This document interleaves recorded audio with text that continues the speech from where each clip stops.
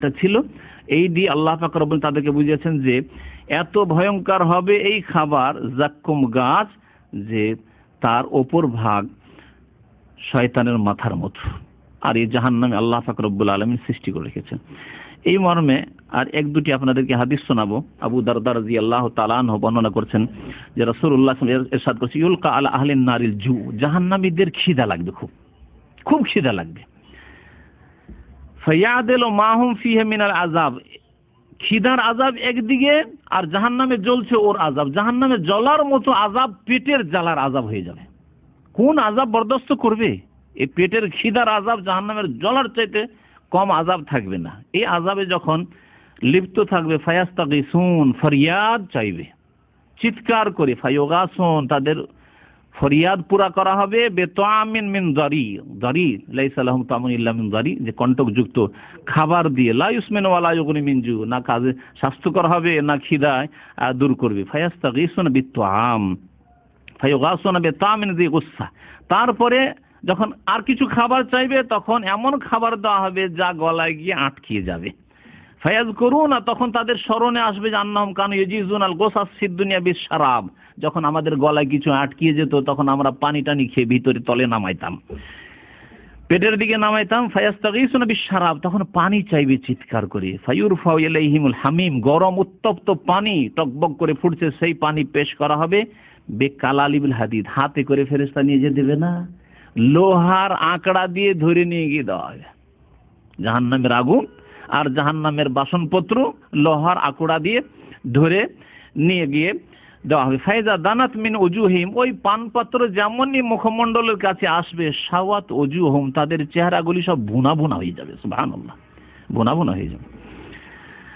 ফাইজা দাখালাত বুতুনহুম, তারপরে পেটে যখন যাবে, কুত্তিয়াত মাফি বুতুনহিম, পেটে যা কিছু আছে ছিন্ন ভিন্ন করে নাড়ি ভুঁড়ি সব পড়ে যাবে।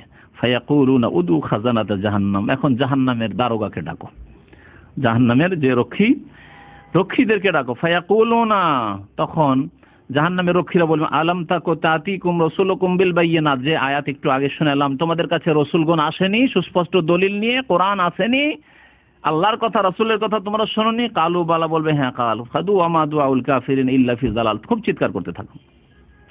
কাল ফায়াকুলুনা উদু মালিকান, তাহলে এখন মালিককে, যে প্রধান আছে তাকে ডাকো। কালা ইয়া মালিকু লিয়াকজি আলাইনা রাব্বুক, আল্লাহ ফয়সালা করে মত হয়ে যাক। কালা ফায়ুজিবুহুম, এই মালিক জবাব দিবেন, ইন্নাকুম মাকিসুন, থাকো, তোমরা চিরকাল এখানেই থাকতে হবে।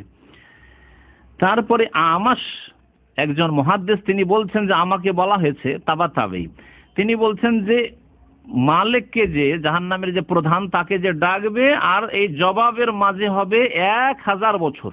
ইন্না বাইনা দুআইহিম ওয়া বাইনা ইজাবাতি মালিক ইয়াহুম আলফ আমিন, এক চিৎকার করে করে করে করে ডাকবে, আর ডাকার পরে জবাব যে উত্তরে আসবে যে তোমাদের কাছে রসুল আসেনি, এই উত্তরটাও আসবে 1000 বছর পরে, 1000 বছর পরে। কাল ফায়াকুল উদু রাব্বাকুম, এখন রবকে ডাকো, মালিককে ডেকে হলো না, আর জাহান্নামের অন্য দারোগাদেরকে, এদেরকেও রক্ষীদেরকেও ডেকে হলো না, এখন আল্লাহকে ডাকো। ফালা আহাদুন খায়রুম মির রাব্বিকুম, আল্লাহর চাইতে ভালো আর কেউ হইতে পারে না। আল্লাহ যদি এই মুসিবত দূর করে, আযাব মাফ করে, তাহলে হইতে পারে।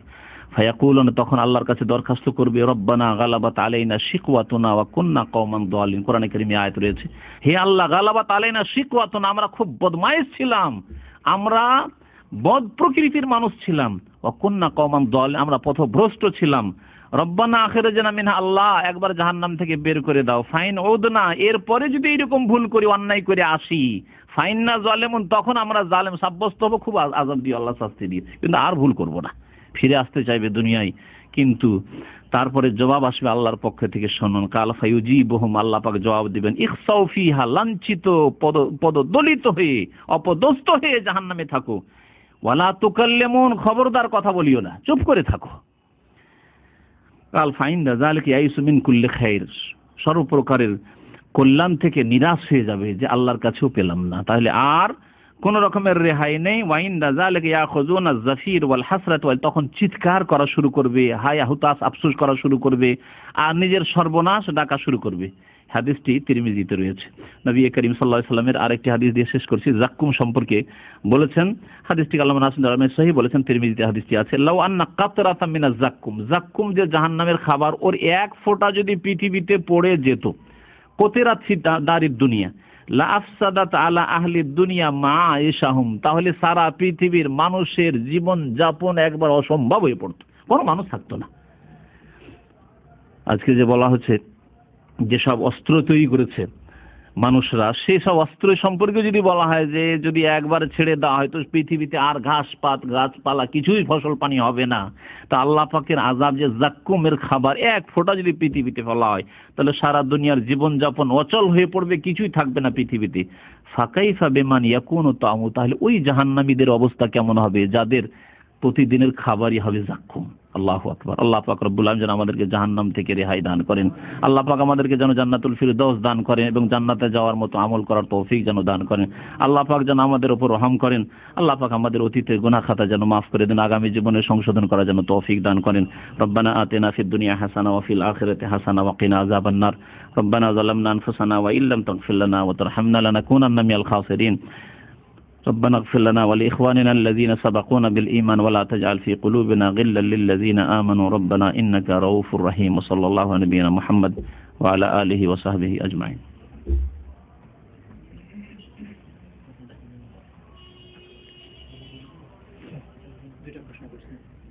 একটা হচ্ছে মসজিদে হারামের ভিতরে যদি কারো ওযু ভঙ্গ হয় তাহলে সে কি জমজমের পানি দ্বারা ওযু করবে, আর জমজমের পানি দ্বারা কি ওযু করে তাহলে তার ওযু হবে কিনা? মসজিদ হারামের মধ্যে যদি ওযু ভঙ্গ হয় তো জমজমের পানি দিয়ে ওযু করবে কিনা বলা হয়েছে। প্রথম কথা, জমজমের পানি দিয়ে যদি ওযু করার অনুমতি থাকে ওখানে তাহলে করবে, কিন্তু সাধারণত যারা মসজিদ, আমার যতটুকু জানা আছে দীর্ঘ 20-21 বছর অভিজ্ঞতায় সৌদি আরবে মক্কা মদিনায়, যে জমজমের পানি ওযু করার জন্য রাখা হয়নি, ওখানে লেখা আছে মা আলিশ শুরব, পান করার জন্য। আর যে ওখানে যারা ওযু করে আশেপাশের জায়গাগুলোকে খারাপ করে দেয় নামাজীদের জন্য, বা চলাফেরা যারা করছে, অনেকে হয়তো আছাড় খেয়ে পড়বে আপনার পানি ফেলার কারণে। সুতরাং নিষেধ যখন আছে তো ওখানে আপনার জন্য উযু করা জায়েজ নাই। বাকি কথা হলো পানি যদি না থাকে তাহলে জমজমের পানি দিয়ে উযু করতে কোনো দোষ নেই। অনেকে এই মাসলায় ভুল করে, বরং একবার একজন আলেম ওমরা সফর করে আসছে আর রাস্তায় পড়ে গেছে 500 কিলোমিটার রাস্তা মদিনা থেকে, তখন মধ্যখানে কোনো পেট্রোল পাম্প ছিল না, আজকে থেকে 3-4 বছর আগে যখন নতুন রাস্তাটি হয়। কাসিম আর মদিনার মাঝখানে নামাজের সময় হয়ে গেছে, সবাই তায়াম্মুম করে উযু করছে, অথচ পানির গ্যালেনে ভর্তি আছে বাসের নিচে। আমার দেশে যে বা এটা মানে ব্রেনে যায় না যে আমাদের কাছে জমজমের পানি আছে, আগে উযু করা ফরজ, এই পানি নিয়ে যে বাড়িতে খাওয়ার আগে উযু করা ফরজ। এই অবস্থায় কোনো মতেই তায়াম্মুম হবে না যেখানে পানি আছে। আল্লাহ বলেন ফালাম তাজিদু মান, যদি পানি না পাও, এখানে মান না কেরা, যে কোনো পানি, পাক পানি হইতে হবে, পবিত্র পানি হইতে হবে। জমজমের পানি আল্লাহ পাকের পাক পানি, সুতরাং জমজমের পানি দিয়ে প্রয়োজনে উযু করা যাবে যদি অনুমতি থাকে উযু করার, যেখানে অনুমতি সেখানে করবেন। বাকি কথা হলো যে আপনার জামাত ধরা না, জামাত ধরা জরুরি নয়, আপনি বেরিয়ে যান, বেরিয়ে গিয়ে কষ্ট করে যেখানে উযুখানা আছে উযু করে আসেন, জামাত পেলেন ভালো কথা, আর না হলে ইনশাআল্লাহ জামাতের নেকি পাবেন। কিন্তু বিনা উযুতে এইরকম অনেক লোককে দেখেছি, ঘুমিয়ে আছে, শুধু ঝিমাই না, ঘুমিয়ে আছে, উঠিয়ে দিলাম। আমরা কয়েকবার ইতিকাফও থেকেছি ছাত্র জীবনে মক্কায়, আর এইরকম দৃশ্য চোখে দেখেছি। আল্লাহ হেদায়েত করে এরকম এক শ্রেণীর মুসলমানদেরকে। শুয়ে আছে জোহর আসর মাঝখানে ঘুমিয়ে, উঠিয়ে দিলাম, উঠিয়ে দিয়ে বসে গেল, একটু দূরে গিয়ে বসে গেল। না, উযু করতে আর যাবে না, ভিড়ের মধ্যে নামাজই হবে না। বরং কেউ জেনে শুনে যদি এইরকম বিনা উযুতে নামাজ পড়ে, তো উলামায়ে কেরামদের একটি ফতোয়া আছে, এটি কুফরি। কারণ এমন একটি কাজ সে জেনে শুনে করছে যেটা যায় হারাম একেবারে তার জন্য। হালাল মনে করছে তাহলে নামাজ পড়া হালালই নয় আপনার জন্য বিনা উযুতে। লা তুকবালু সালাতুন বিগাইরি তুহুর, তিরমিজির প্রথম হাদিস এটি। বিনা পবিত্রতায় নামাজই হয় না। তো আপনাকে উযু করতে হয়, বাকি বাইরে গিয়ে উযু করে আসেন, প্রথম জামাত না পাবেন দ্বিতীয় জামাতে পড়বেন, জামাত না পাবেন একা নামাজ পড়বেন। আপনার অন্তরে যদি ইখলাস থাকে, আপনি ইচ্ছা করে এইরকম করেননি, হঠাৎ করে উযু গিয়েছে অথবা ঘুম ভেঙেছে, আস্তে আস্তে ভিড়ে আপনার জামাত চলে গেল, কোনো দোষ নেই। আরেকটি প্রশ্ন, কেউ যদি সকাল সন্ধ্যায় 19 বার বিসমিল্লাহ পাঠ করে তাহলে 19 জন প্রহরী থেকে রক্ষা পাবে, এরকম কোনো সহিহ উক্তি আছে কিনা? কেউ যদি সকাল সন্ধ্যা 19 বার বিসমিল্লাহ পড়ে তাহলে 19 জন রক্ষী থেকে জাহান্নাম থেকে যদি উদ্ধার না পায়। 19 জন রক্ষী থেকে রক্ষা পেল বিদাতি কথাই, কিন্তু জাহান্নাম থেকে বিদাতি তো রক্ষা পাবে না। কুল্লু মুহদাসাতিন বিদআহ, প্রত্যেক নতুন কাজ হচ্ছে বিদআত, ও কুল্লু বিদআতিন দালালা, আর প্রত্যেক বিদআত হচ্ছে গুমরাহি, ও কুল্লু দালালাতিন, প্রত্যেক গুমরাহির পরিণাম হচ্ছে জাহান্নাম। তো 19 বার করে সকাল বিকাল যা বলেছে বা সকাল বলেছে বিসমিল্লাহ পড়া, এটি বিদআত, আর বিদআতের পরিণাম হচ্ছে জাহান্নাম।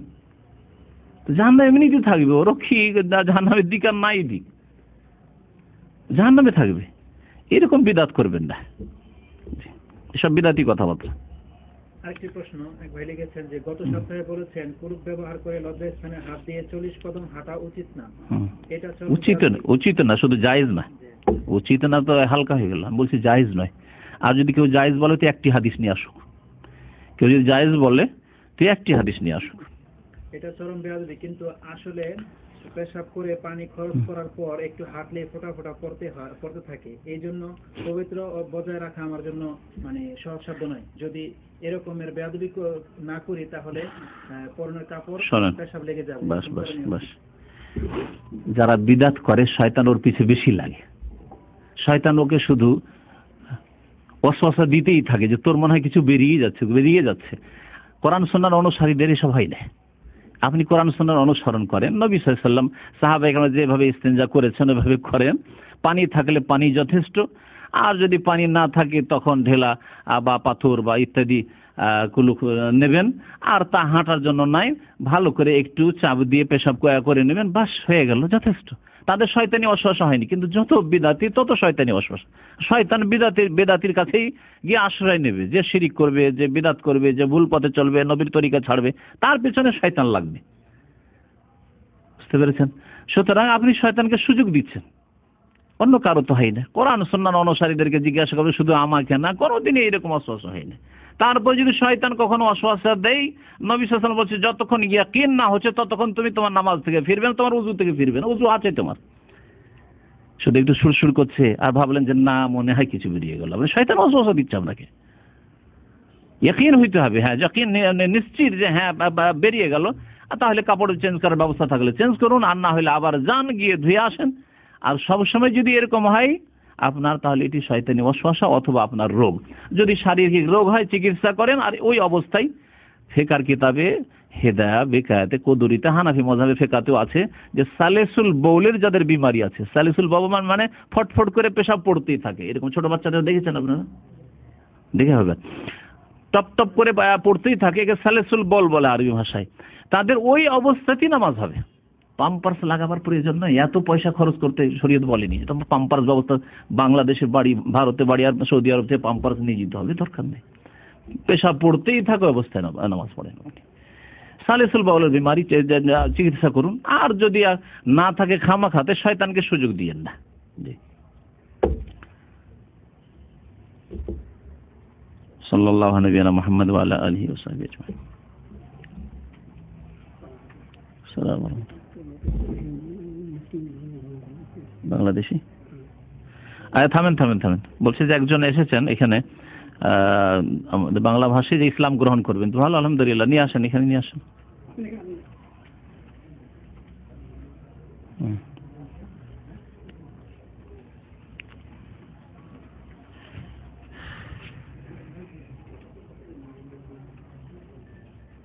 আল্লাহ পাক আমাদের সকলকে যেন দ্বীনের উপর কায়েম রাখেন, এবং আমাদের এই ভাই যে এখনই আমাদের ভাই হবে তাকে আল্লাহ পাক রব যেন দ্বীনের উপর অটল রাখেন, এবং আন্তরিকতার সাথে খালেস অন্তর থেকে ইসলাম কবুল করার তৌফিক দান করেন আমাদের, এবং তাকেও 5 ওয়াক্ত নামাজ পড়ে ইসলামকে টিকিয়ে রাখার তৌফিক যেন দান করেন। কি নাম আপনার? আমার নাম আমার নাম রাখছিল রঞ্জিত। আচ্ছা, ঠিক আছে। এখন কোন নাম চয়েস করেছেন? এখন কোনো নাম চয়েস করিনি। আচ্ছা, আমরা নাম ভালো চয়েস করে দেবো। আপনি কিছু বই, ইসলামিক বই কিছু পড়েছেন? লেখাপড়া জানেন? লেখাপড়া কিছু জানেন? পড়েছেন কিছু? আচ্ছা, কোথায় থাকেন? আমি এখন বর্তমানে থাকি কদুরিয়াতে। আচ্ছা, ঠিক আছে। তো আমাদের এখানে ক্লাসে আসতে হবে, আর নামাজ কেমন করে পড়তে হয়, ওযু কেমন করে করতে হয়, সব শিখতে হবে ক্যাসেট এবং বইয়ের মাধ্যমে, এবং এখানে আসার মাধ্যমে। যখন ডিউটি শেষ শিখেছেন। ঠিক আছে, আসেন এখানে, এই মাইকগুলো একটু ধরতে হবে খুলে। আরেকটা মাইক নেই, এক্সট্রা আছে কি?